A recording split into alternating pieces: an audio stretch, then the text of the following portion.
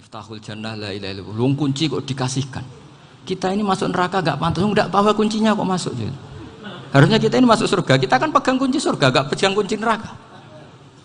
Maka aneh kalau kamu masuk neraka itu aneh. Coba kita pegang kunci surga apa kunci neraka?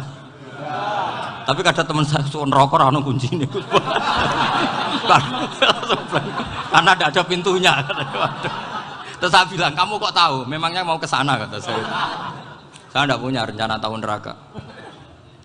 Karena nanti di antara syafaatnya Quran itu orang kalau mau masuk neraka tidak jadi. Ya nggak apa-apa ya, diatur sendiri. Jadi di antara syafaatnya Quran itu orang nggak jadi masuk neraka. Jadi syafaat itu ada dua, dari neraka diangkat ke surga, dan itu bisa lama itu. Tapi kalau syafaatnya Quran itu yang belum masuk neraka supaya nggak jadi masuk neraka. Karena neraka juga punya aturan, dia juga kena aturan fikih. Jadi, betul ini, saya ada guyon. Jadi kena konstitusi apa? Fikih. Sama tak ceritani syafaatnya Quran itu ada orang itu beling itu fasik. Itu dihafal surat Tabarok. Hafal betul. Tabarakalladzi biyadihil mulku wa huwa ala kulli syai'in qadir alladzi khalaqal mauta wal hayata.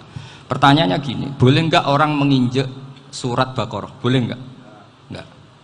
Padahal orang hafal Quran itu artinya ayat itu ada di hatinya. Fa inna wa ta'ala la yu'adzibu qalban wa al-Qur'ana.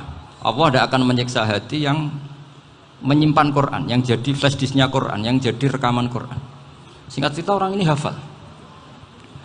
Pas ketemu Mungkar Nakir prosedur kan, ini orang fasik mau diantemin sama Mungkar Nakir. Prosedur ya, dia kan prosedur standar. Si surat Tabarok akhirnya menjelma jadi seseorang yang gagah berani.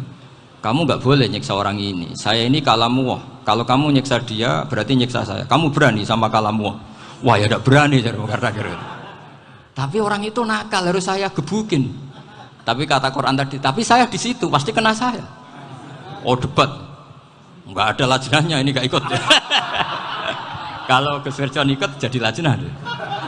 Kalau jadi lajnah pasti kroninan. Kalau santrinya dimenangkan nanti. Akhirnya debat. Ya sudah kita ketemu Allah. Akhirnya Mungkar Nakir sama Quran tadi surat Tabarok datang sowan sama Allah.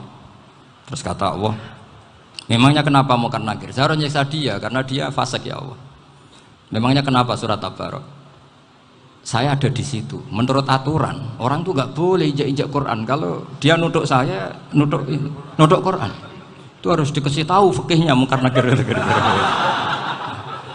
Akhirnya Allah ngendikan gini ke surat Tabarok. Ya sudah terserah kamu. Kalau terserah pulau Gusti, Mungkar Nakir nggak boleh nyentuh orang ini. Ya sudah selamat.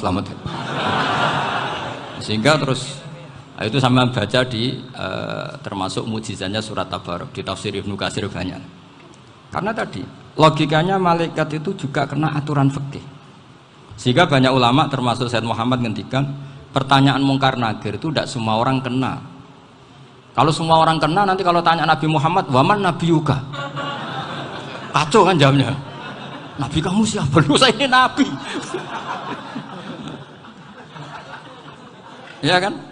Lah nanti kalau pas ketemu Nabi Ibrahim, waman abuka? Jadi repot kan?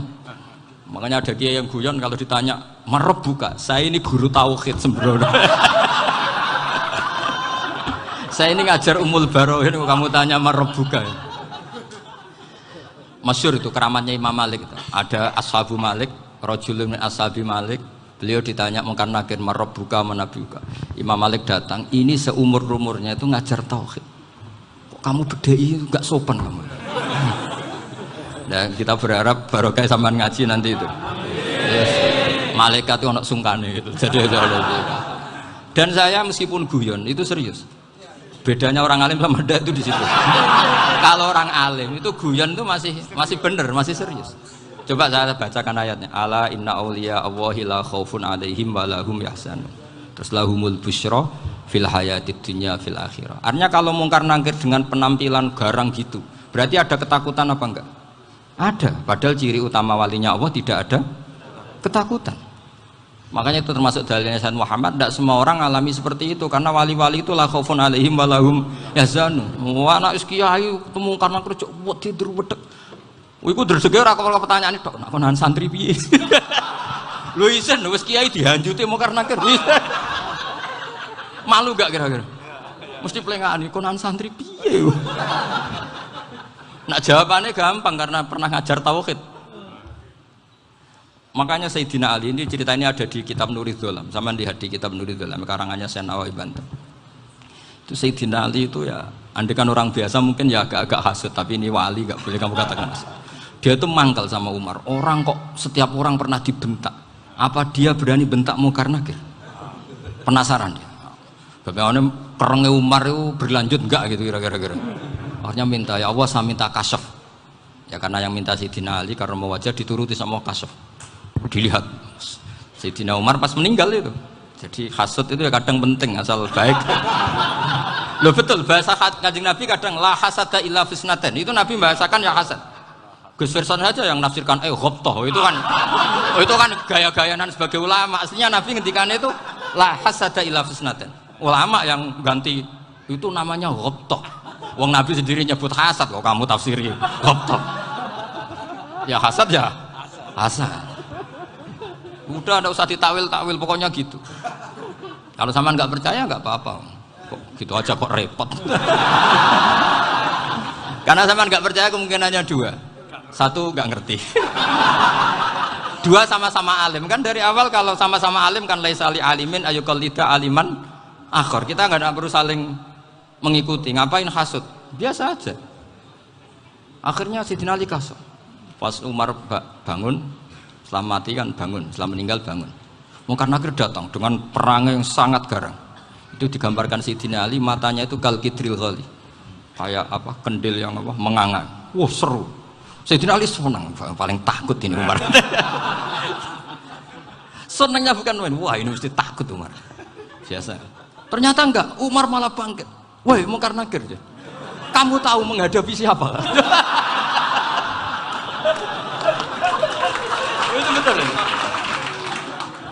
Kamu itu menghadapi temannya ahabbal khalqi ilallah. Yang diandalkan temannya bukan dia. Kamu tahu yang kamu hadapi, saya ini teman kekasihnya Allah. Jadi boleh kamu mengandalkan Mbak Virjon. Tapi nanti resikonya mungkar nakir tanya, itu Virjon siapa? Wah itu masalah kan. Makanya syaratnya wali itu harus ma'rufun fis sama. Di langit sudah populer. Makanya dulu ada orang yang saking seninya Abdul Qadir ditanya apa saja jamnya Abdul Qadir Al-Jilani itu aman karena beliau populer. Makanya program kita harus populer dulu di langit. Nah, itu nanti kalau dicatut oleh santri-santri nggak apa-apa. Kalau nggak populer nanti dicatat, itu siapa? Masalah ini. Umar itu yang dibanggakan itu, kamu tahu saya siapa? Ya enggak tahu, saya ini temannya kekasihnya Allah. Temannya Muhammad, iya Muhammad Rasulullah. Wah mikir, waduh repot.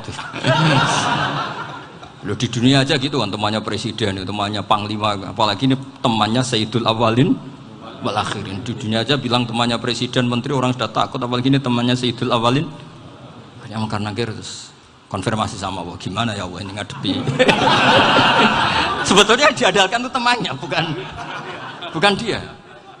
Wah, akhirnya sama Allah dibilang, ya bu, ya sama seorang seperti itu bu yang sopan.